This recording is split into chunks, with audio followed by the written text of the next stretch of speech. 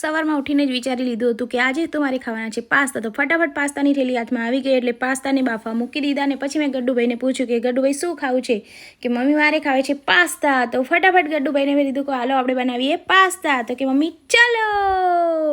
તો ફટાફટ હવે ભાઈ પાસ્તા બનાવવા આવી ગયા. પછી મેં ગરમ પાણી મૂકી દીધું અને એમાં નાખી દીધા પાસ્તા નાખીને આપણે પાસ્તાને બફાવા દેવાના હતા. એટલે ફટાફટ પાસ્તા બફાઈ જાય એટલે આપણે આગળનું કામ શરૂ કરવાનું હતું. એટલે ફટાફટ આગળનું કામ શરૂ કર્યું અને દૂધ અને આપણે મેદાના લોટ નાખીને આપણે પાસ્તા બનાવવાના હતા. જ્યુસી ચીઝ તો આપણા ઘરમાં નહોતું એટલે ઓપ્શનલ છે, નાખ્યું ના નાખ્યું ચલાવી લીધું છે.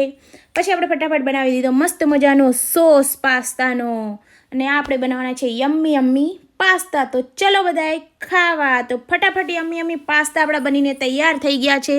અને છોકરાઓને કહી દીધું કે ચાલો બધા ખાવા. તો ગડ્ડુભાઈ તો અમારા ટેડી સાથે રમતા હતા એટલે આવી ગયા ફટાફટ. મમ્મી કે વાવ તુને ક્યાં બનાયા?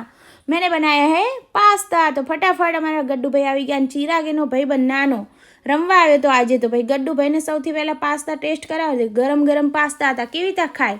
પછી મેં બનાવી નાખી, થોડી એન્ટ્રી મારી દીધી કે જો મેં મસ્ત પાસ્તા બનાવ્યા છે. અને પાસ્તાની રેસીપી આપણા યુટ્યુબ ચેનલમાં આવી ગઈ છે, તો દોસ્તો જોઈ લેજો ફટાફટ. તો ચાલો ખાઈએ આપણે મસ્ત મજાના પાસ્તા. તો અમે પછી પાસ્તા ખાવાની શરૂઆત કરીને પાસ્તા તો આપણે બનાવીએ એમાં કંઈ ખૂટે ખરી.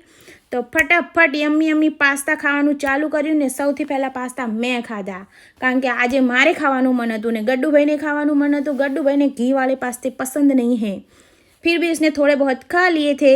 फिर हम दोनों ने अच्छे से पास्ता खाया और मस्त इंजॉय. मिलिए नेक्स्ट वीडियो में. Like share subscribe.